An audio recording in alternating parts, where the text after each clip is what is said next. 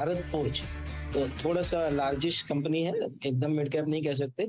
But कारण क्या है चूज करने का कि ये देखें, हम 17-18 के बाद से ये कंपनी के फंडामेंटल्स काफी डिटोरिएट कर गए थे, क्योंकि ये लगातार अपना केपेक्स कर रहे थे, नए नए बिजनेस में जा रहे थे। और जो इनके एग्जिस्टिंग बिजनेस है, ये मेनली करते क्या है, बहुत सारे ऑटो कंपोनेंट्स बनाते हैं, जो इंजन पार्ट्स हैं, क्रैंक शाफ्ट्स हैं, जो सीवीज में, कमर्शियल व्हीकल्स में, पैसेंजर व्हीकल्स में जाते हैं।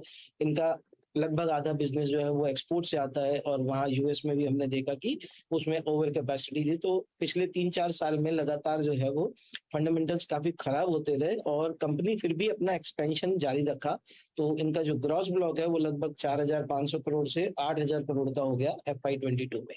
तो मतलब ये हुआ कि इतने एडवर्स सिनेरियो में भी कंपनी ने अपना जो एक्सपेंशन का जो थीम था उसको छोड़ा नहीं। दैट शोज कि मैनेजमेंट को कितना कॉन्फिडेंस है कि आने वाले समय में वो इसमें कितना बड़ा पोटेंशियल देख रहे हैं। और इन्होंने फिर उसमें नए थीम्स जोड़े, जैसे डिफेंस, ई मोबिलिटी, रेलवेज, वो सब चीजें जोड़ी। तो वो सब का बेनिफिट अब हमको लगता है कि 4 साल की वो मेहनत का असर अब दिखने वाला है।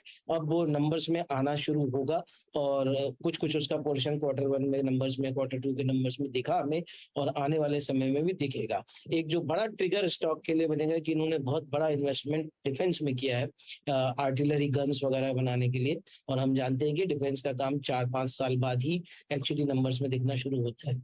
वो पीरियड अब ओवर हो गया है। इनको पहला ऑर्डर 1250 करोड़ का मिल चुका है, जो अगले 3 साल में इनको पूरा करना है। और जिस तरीके की वो अभी डिफेंस एक्सपो में इन्होंने उसके अपना प्रोडक्ट्स का प्रदर्शन किया, और उसका बहुत सराहना हुई। लगभग हर डिफेंस एक्सपर्ट ने ये माना कि इसके मुकाबले के प्रोडक्ट बहुत ज्यादा बाजार में नहीं है।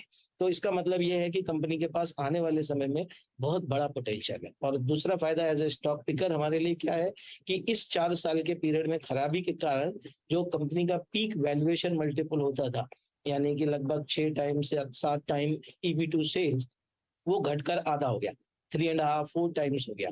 तो अब यहाँ से जब नंबर्स आएंगे तो आपको अर्निंग्स का ग्रोथ मिलेगा, और वैल्यूएशन मल्टीपल का जो री रेटिंग है वो भी मिलेगा। तो ये दोनों का मिला जुला काफी बड़ा आपको एप्रिसिएशन स्टॉक प्राइस में मिल सकता है। हमारा मानना है कि अगले 2 साल में कम से कम ये डबल होने के स्कोप भी रख सकता है।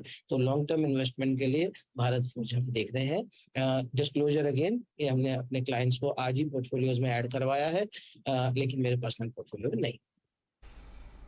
ओके, तो ये फिलहाल वो ट्रेड भारत फोर्ज की तरफ आता हुआ, और आप कह रहे हैं नियरली डबल होने के आसार, 1700 का टारगेट यहाँ पर कोहली साहब ने दिया है। चलिए फटाफट आपके लिए रिकैप में कर देती हूँ ट्रेड्स, और फिर कुछ और स्टॉक्स आपकी स्क्रीन पर आएंगे जहाँ पर नया ट्रेड का मौका है। तो पहले आया था सस्ता ऑप्शन अंबुजा सीमेंट में, करीब 35 का टारगेट, 570 की कॉल पर 21 के आसपास कर रहा है ये ट्रेड, तो ये तेजी वाला ट्रेड। इसके अलावा फिर मानस ने पिक किया आपके लिए M&M, जहां पर खरीदारी आज फिर से जोर पकड़ती हुई दिखाई दे रही है। एक मोमेंटम देखने को मिला है ऑटो कंपनियों में, 1330 के टारगेट के लिए यह मौका। दूसरी तरफ चार्ट का चमत्कार में L&T पर नजरें हैं। आज सभी बिग बॉयज की बात हो रही है। वैसे 2120 के टारगेट के लिए अमित ने आइडेंटिफाई किया, और मिड कैप फंडा में भारत फोर्ज का जिक्र कोहली साहब करते नजर आए 1700 के टारगेट के लिए। ये वो 4 ट्रेड्स जिस पर हमारे जानकारों की नजरें हैं और राय है तेजी की। इस बीच क्योंकि अंबुजा सीमेंट रेकमेंड किया गया 570 का कॉल, आप देखेंगे इस समय अल्ट्राटेक 1.5% ऊपर अचानक तगड़ी तेजी देखने को मिली, और सारे सीमेंट कंपनियों में आप देखेंगे कि मजबूत चाल अब बनती हुई, जैसे कि कोई ऊपर खींच रहा है एनकाउंटर्स को। अल्ट्राटेक के ठीक पीछे आप ग्रेसिम नोटिस कीजिए, 1.5% तक का इजाफा यहाँ पर भी बनता दिखाई दे रहा है। तो कुछ उछाल इधर। मिड कैप साइड पर दालमिया भारत जैसे ट्रेड्स हैं जो मजबूती पकड़ रहे हैं। हल्की बढ़त अब जेके सीमेंट में आ गई है। अंबुजा में तो एक बाय कॉल है ही। मानस, आप भी क्या कुछ पिक करेंगे, स्पेशली अगर अल्ट्राटेक या ग्रेसिम में कुछ दिखा हो, ये चाल और मजबूत हो सकती है? देखिए, मॉर्निंग में भी जब सीमेंट काउंटर्स की बात हुई थी तो बहुत ही शांत ट्रेड हो रहा था।